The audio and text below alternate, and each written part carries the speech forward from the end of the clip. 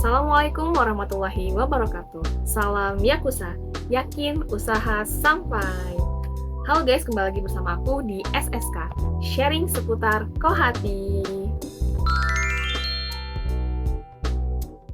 Halo guys, gimana kabar kalian setelah sekian lama nih? Semoga kalian baik-baik aja ya dan dalam lindungan Allah Subhanahu wa Ta'ala. Amin.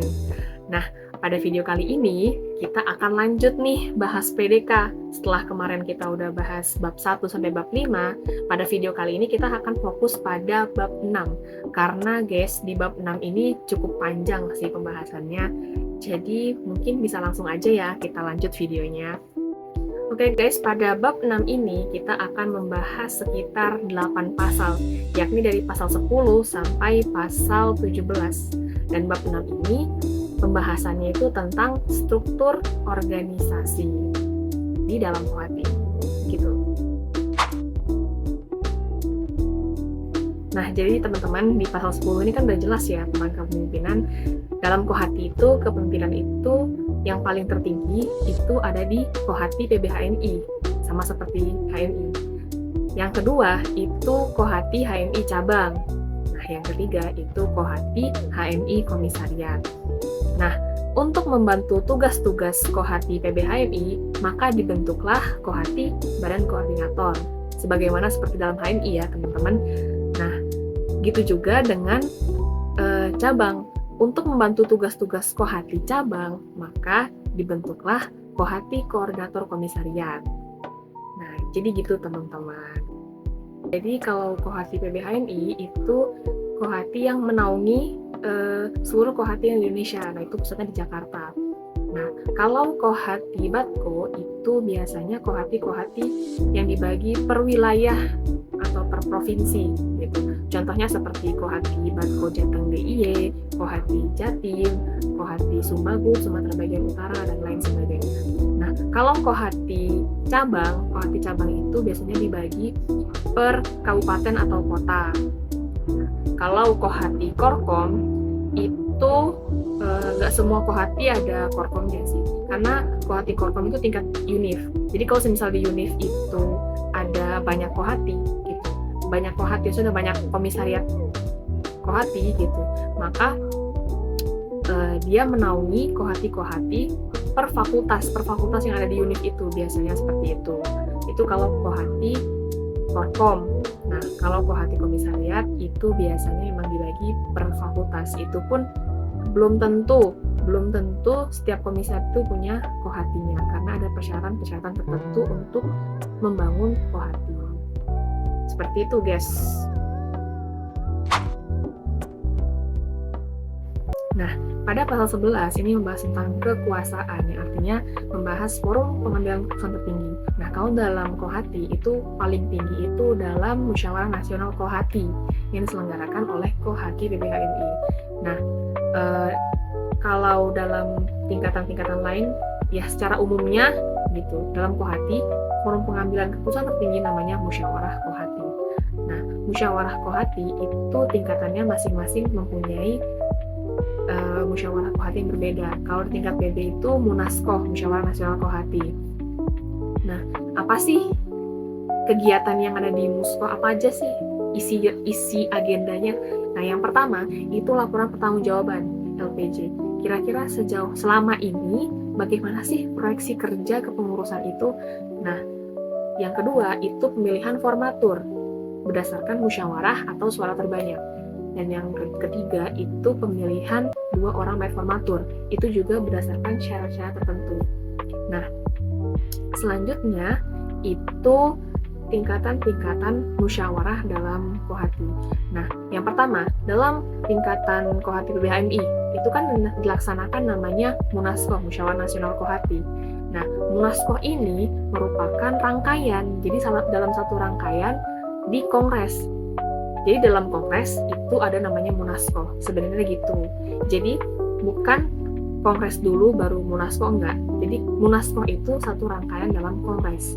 Maksudnya, yang artinya hasil-hasil dari Munaskoh nanti disahkan dalam Kongres PBHMI sebelum hasil-hasil penetapan sidang kongres itu disahkan di kongres itu. Jadi sebelum penetapan hasil-hasil kongres itu disahkan, maka disahkan dulu hasil-hasil munaskoh gitu. Terus yang kedua, sama juga halnya dengan tingkatan Batko. Nah, kalau Kohati Batko itu Musdako Batko, musyawarah daerah Kohati Badan Koordinasi. Nah, itu juga satu rangkaian dalam Musda, musyawarah daerah. Gitu juga penetapan hasil-hasil sidang Kohati Batko, yakni Musdakoh Batko, itu disahkan dalam Musda. Jadi masih satu rangkaian, bukan rangkaian yang berbeda, tapi dalam satu rangkaian. Jadi kalau Munaskoh itu satu rangkaian dari Kongres, begitu juga dengan Musdakoh Batko itu juga satu rangkaian dalam Musda. Nah, gitu juga cabang. Kalau cabang misalnya Muskoh Cap itu satu rangkaian dari Muscap atau Konvercap. Gitu juga dengan Korkom, Muskoh Korkom satu rangkaian dengan Musyawarah Korkom. Begitu juga kalau tingkat komisariat Muskohkom, yang artinya masih satu rangkaian dari RAK. Nah, semisal yang artinya nggak boleh terpisah. Semisal gini, RAK dulu selesai baru Muskoh. Nah, itu kurang tepat. Seharusnya mungkin kalau Muskoh dulu gitu kan, baru selesai baru RAK, nggak apa-apa, karena syaratnya di PDK ini Muskoh itu harus sudah selesai sebelum RAK selesai. Karena apa? Karena hasil-hasil Muskoh itu nanti disahkan di RAK sebelum hasil-hasil RAK disahkan. Seperti itu, guys.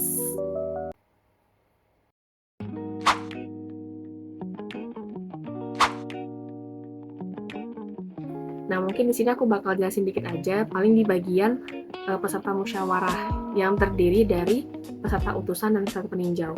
Nah, peserta utusan ini itu peserta yang punya hak suara dan hak bicara. Artinya nanti dia bisa berbicara ketika di forum musyawarah dan juga punya hak suara. Hak suara yang dimaksud sini nanti kan ada pemilihan formatur dan maid formatur. Nah, nanti yang berhak bersuara itu adalah peserta utusan aja. Nah, kalau peserta peninjau itu cuman punya hak bicara, bukan hak suara. Artinya ketika pemilihan formatur atau maid formatur, nanti dia nggak berhak bersuara atau memilih suara atau memiliki suara, mempunyai hak suara, karena dia cuma bisa hak bicara gitu.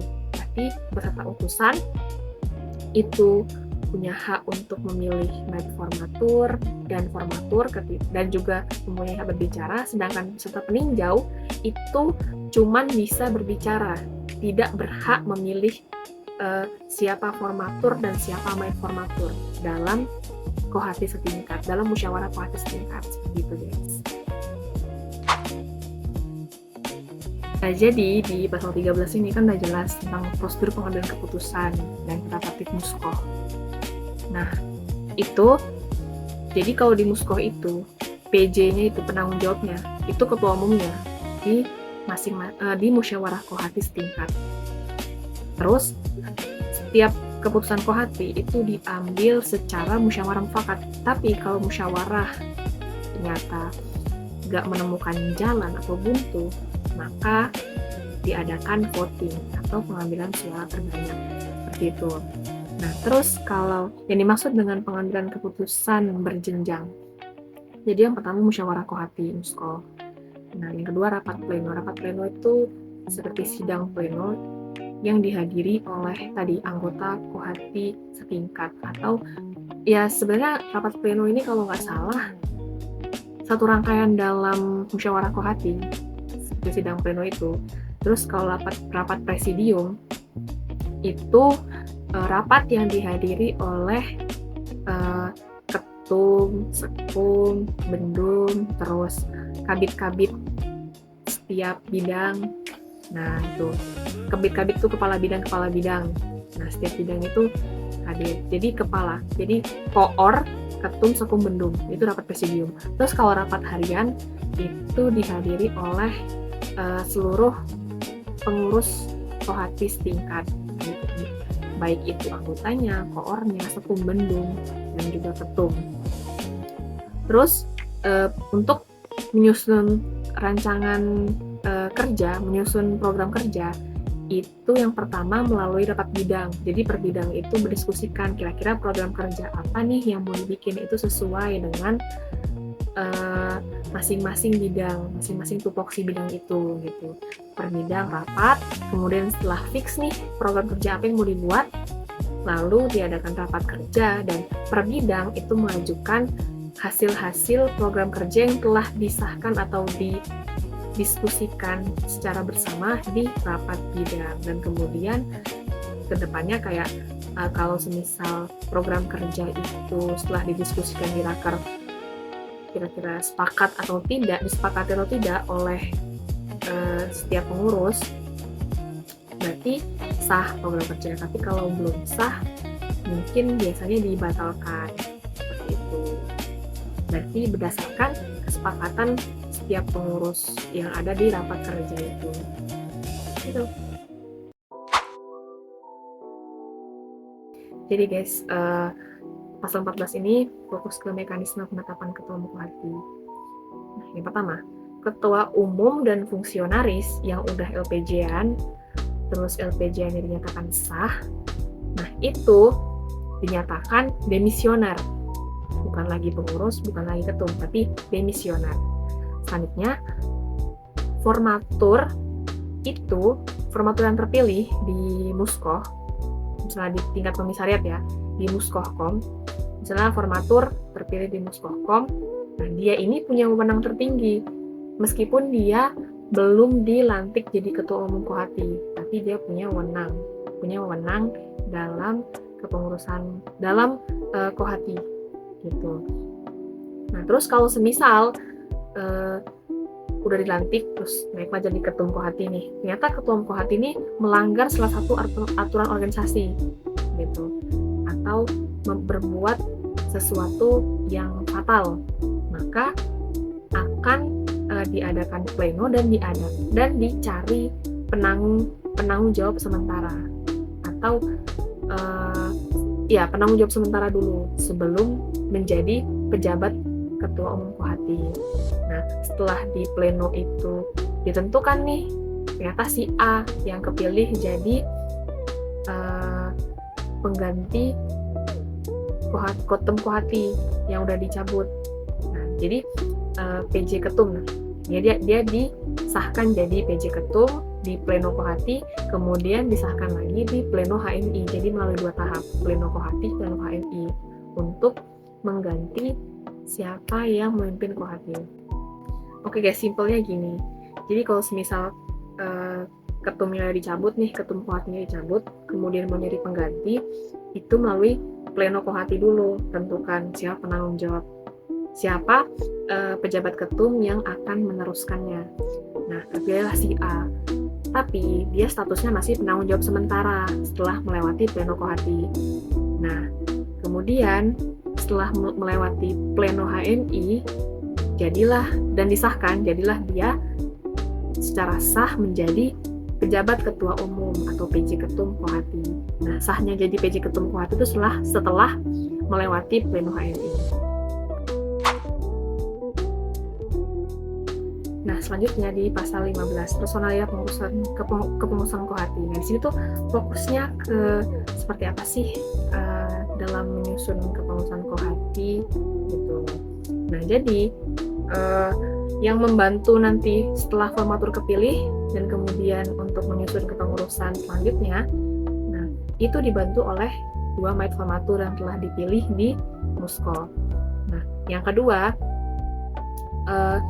formasi kepengurusan atau susunan kepengurusan yang ada di Kohati setingkat itu terdiri dari ketua umum, ketua bidang, sekretaris umum, bendahara umum, terus wakil sekretaris umum, wakil bendahara umum, dan juga departemen-departemen gitu, atau anggota-anggota dari bidang. Nah, itu selanjutnya kalau semisal orangnya kurang nih, kira-kira gimana kepengurusannya? Nah, di sini dijelaskan bahwa minimal ya sekurang-kurangnya dalam kepengurusan Kohati itu terdiri dari apa? Ketua umum, sekretaris umum, dan bendahara umum. Itu sekurang-kurangnya susunan kepengurusan Kohati. Ketum, sekum, bendum gitu. Nah, selanjutnya itu di sini struktur pengurus Kohati terdiri. Nah, jadi di sini itu ada namanya istilah garis instruksi. Garis instruksi itu berbentuk vertikal dari atas ke bawah. Nah, kalau di sini juga ada garis koordinasi. Kalau koordinasi itu menyamping. Nah, tapi di sini Kohati PBHMI itu mempunyai dua garis ini, vertikal dan horizontal, instruksi dan koordinasi. Artinya Kohati PBHMI itu punya wewenang untuk menginstruksikan pemerintah, mengesahkan atau apapun itu susunan kepengurusan atau tingkatan Kohati yang di bawahnya. Nah, itu punya wewenang tertinggi Kohati PBHMI. Nah, kalau koordinasi, dia tuh bekerja sama dengan Kohati Batko, Kohati Cabang, Kohati Korkom, komisariat gitu. Nah, terus Kohati Batko HMI memiliki garis koordinasi ke Kohati PBHMI dan Kohati Cabang. Nah, kalau Kohati Batko ini dia nggak punya garis vertikal ini, dia nggak punya garis yang lurus atas ke bawah, tapi yang dimiliki oleh Kohati Batko HMI itu garis gini. Itu garis gini itu artinya dia tidak berhak untuk menginstruksikan sesuatu, tapi bekerja sama.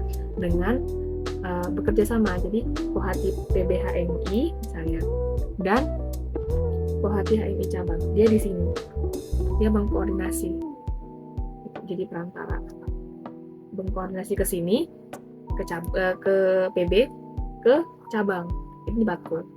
Nah, selanjutnya itu Kohati HMI cabang memiliki garis koordinasi ke Kohati PBHMI, Kohati Batko, Kohati HMI Korkom, dan Kohati HMI Komisariat serta memiliki garis instruksi. Nah, kalau Kohati HMI cabang itu dia mempunyai garis vertikal dan horizontal. Artinya dia itu ke Kohati PB, ke Kohati Batko, ke Kohati Korkom, Kohati Komisariat, dia berkoordinasi, bekerja sama. Tapi dia juga punya wewenang untuk menginstruksikan kepada siapa? Pada Kohati HMI Korkom yang ada di bawahnya, serta Kohati HMI Komisariat. Jadi gitu, di sini cabang, dia juga berkoordinasi dengan PB, Batko, Korkom, Komisariat, tapi dia juga punya wewenang untuk garis instruksi kepada Korkom dan Komisariat, seperti itu.